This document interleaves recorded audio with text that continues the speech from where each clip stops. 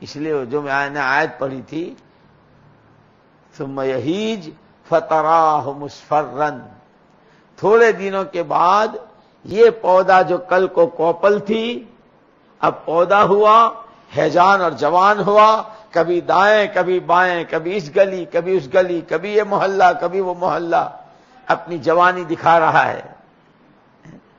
فتراہ مصفرا، تھوڑے دنوں کے بعد اس کے پتے پیلے ہونے شروع ہو جاتے ہیں۔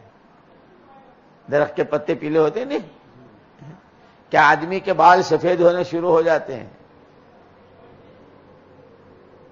کیا الارم ہے؟ گھنٹی بجتی ہے نا، الارم بجتی ہے نا، کہ الارم ہے کہ بہت اچھل رہے تھے کیا؟ پرسنالٹی، کیا کہتے ہیں؟ پرسنالٹی۔ اور کیا کہتے ہیں وہ آج کل ایک اسمارٹ، کیا کہتے ہیں؟ Smart, very smart. یہ وہ ہیں اسمارٹ جن کے بال سفید ہونے شروع ہو گئے، کچھ سر کے، کچھ داڑھی کے، کچھ بھون کے۔ فتراہ مصفرا، پیلے پڑنے شروع ہو گئے درخت کے پتے۔ ثم یکون حطاما، یہ کوپل، یہ پودا، یہ جوانی، یہ ہیجان، اب پتے پیلے پڑ گئے۔ ایک پتجھڑ کی ہوا، ایک موسم آتا ہے نا جس میں پتے گرتے ہیں درختوں کے، وہ ہوا چلی تو سارے پتے نیچے۔ کہ کیا ہوا کہ جو بہت اچھل اچھل کے چلا کرتے تھے، زمین پر پیر نہیں رکھتے تھے، کسی کو شمار میں نہیں لاتے تھے، آئی ایم مین، کیا کہتے ہیں؟ آئی ایم مین، آئی ایم سم تھنگ، وہ اب نیچے ہیں۔ کہ آج ان کا جنازہ ہے، آج کیا ہے؟ اعلان ہے آج فلاں کا انتقال ہو گیا۔ فتراہ مصفرا ثم یکون حطاما وفی الآخرۃ عذاب شدید ومغفرۃ من اللہ ورضوان، کہ اب یہاں سے دو راستے الگ الگ ہیں۔ آخرت میں عذاب شدید بھی ہے اور مغفرت بھی ہے، کہ جس راستے کی کر کے گئے ہیں اس راستے پر جائیں گے۔ کہ اگر خالص اپنی تمام طاقت، تمام صلاحیت، تمام استعداد صرف کھیل، تماشا، فیشن، فخر و غرور اور مال اولاد کی کثرت، اسی پر تمام طاقت لگائی ہے تو فی الآخرۃ عذاب شدید۔ اور اگر ان میں رہتے ہوئے، یہ مطلب نہیں ہے کہ آدمی چھوڑ دے سب کھانا پینا، بیوی بچے، آدمی ہیں ہم، کوئی فرشتے تھوڑے، کمائیں گے بھی، خرچ بھی کریں گے، شادی بھی کریں گے، بچے بھی ہوں گے، سب کچھ کریں گے۔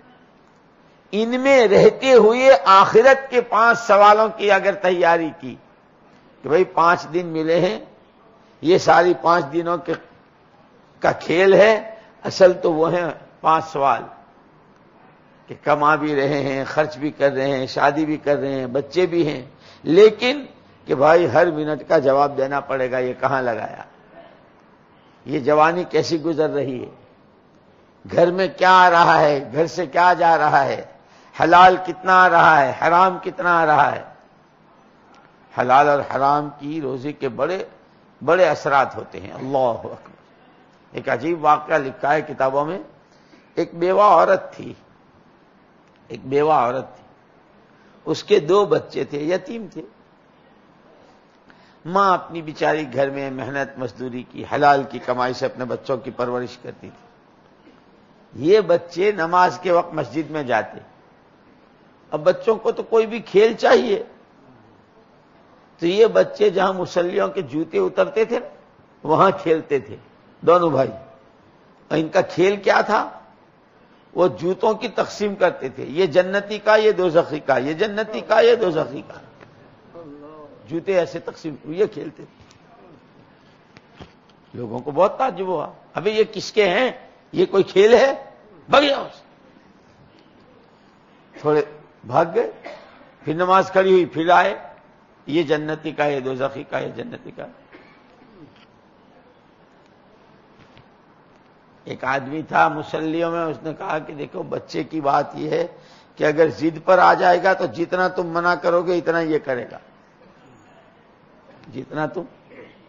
3 آدمیوں کی ضد مشہور ہے نا، 3 کی ضد بہت مشہور ہے۔ بال ہٹ، تیریا ہٹ اور راج ہٹ، یہ 3 ہٹیں اور 3 سیدھے بہت مشہور ہے، یاد رکھنا۔ بال ہٹ بچے کی سیدھے، تیریا ہٹ عورت کی سیدھے، اور راج ہٹ حکومت کی سیدھے۔ حکومت اگر ضد پر آ جائے، نہیں، مائی آرڈر، مائی شپ، مائی آرڈر۔ ایسے عورت اگر ضد پر آ جائے اور ایسے بچہ ضد پر آ جائے، اسی لیے یوں کہ جب کوئی ضد پر اڑ جاتا ہے تو بڑی بڑی خیر سے محروم ہو جاتا ہے۔ یہ ابو جہل، ابو لہب، عتبہ، شیبہ، یہ سب اپنی ضد میں مارے گئے۔ اخنس ابن شریق منافقین کا سردار تھا ایک،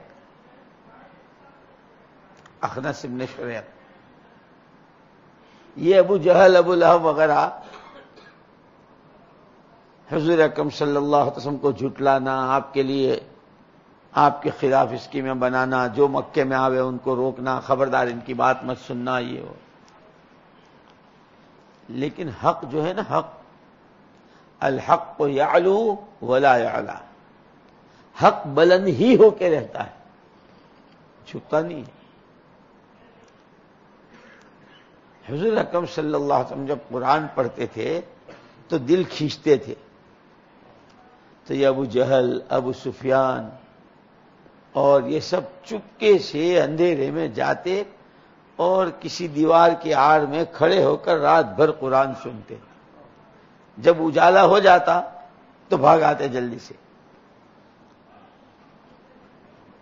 کوئی دیکھ نہ لے۔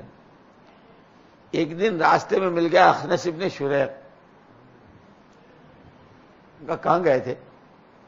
نہیں، وہ آدمی کے پاس جب جواب نہیں ہوتا تو آیا کرتا ہے، یاد رکھنا، ابھی تشکیل میں ایسا ہوگا، یاد رکھنا۔